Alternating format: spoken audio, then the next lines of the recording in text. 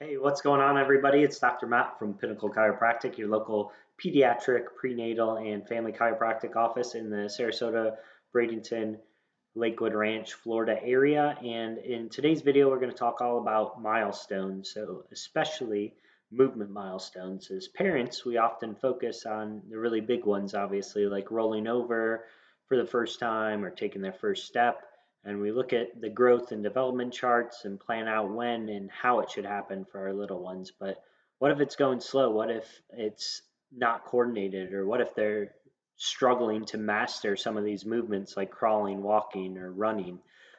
Just like building a house, the nervous system is that foundational piece.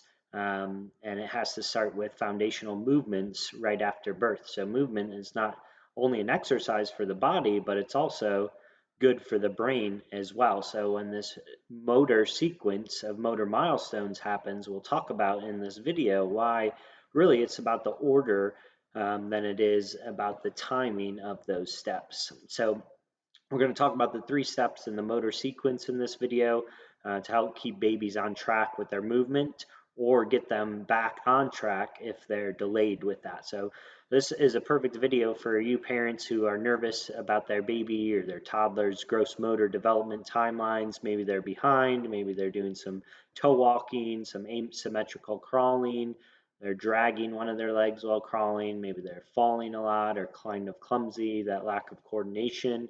Or maybe you've been told that your child has low tone. So we'll really kind of talk a little bit about kind of tone in a little bit here as we get into some of those specifics. But oftentimes what we see is that parents are going off to their pediatrician's office and they're getting told on that growth chart where their child is. So we're always tied to those percentages and making sure that obviously as parents we want to make sure that they fall within those kind of good or average or above average areas of growth. And so it's really exciting to kind of track how tall or how much our child weighs, but it very rarely correlates with motor or movement development. In fact, what we often find is some of the bigger kids scoring in that higher percentile often take longer to move because their head weighs more, their shoulders weigh more, or their legs, their whole body just weighs more.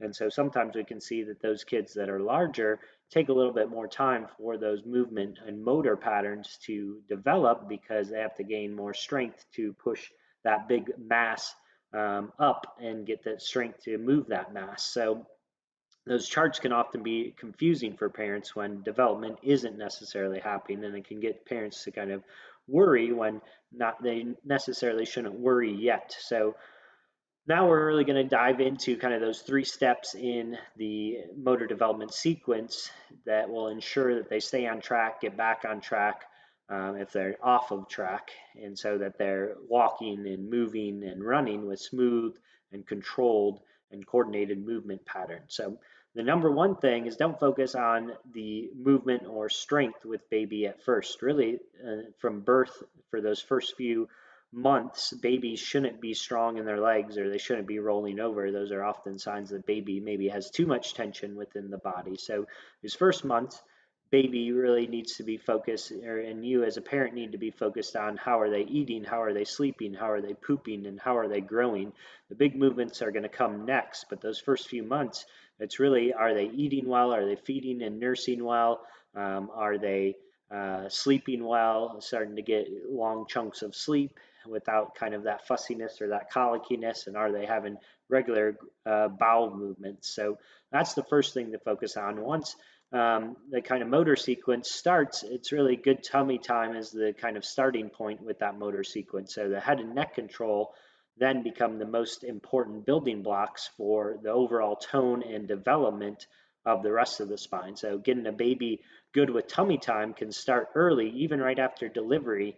And that can just be putting baby on your chest. It doesn't have to be on the floor or anything hard like that. Just having baby on your chest as a mom or dad or your stomach can help them do that tummy time. So, like I said, they don't need that strength early, but getting them comfortable in that position will help them develop that strength as they're growing and developing when they need it a little bit later. And then the third thing is really prioritizing crawling before walking. So this is what we see a lot in our office, is that some babies might have skipped crawling altogether, or maybe they crawled for like a week or two and then they went straight to running. So we always say to avoid having them stand too early, because if baby starts walking too early, it can lead to certain things like toe walking. It can lead to incoordination and uncoordinated movements, even behavioral and sensory struggles. We can see because of the sequence of events. Once again, we're talking about the brain, the nervous system. If that sequence or order is out of a line, it can affect the way the brain is functioning and the way the brain develops.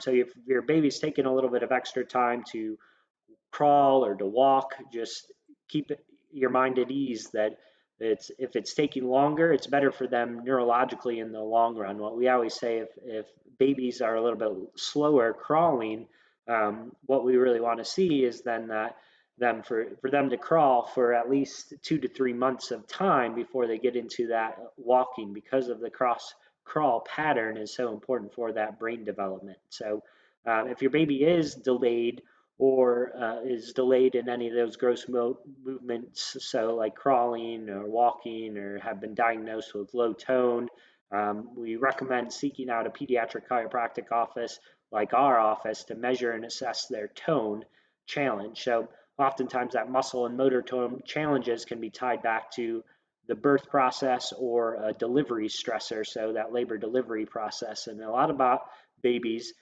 do commonly have the overall tone of their bodies.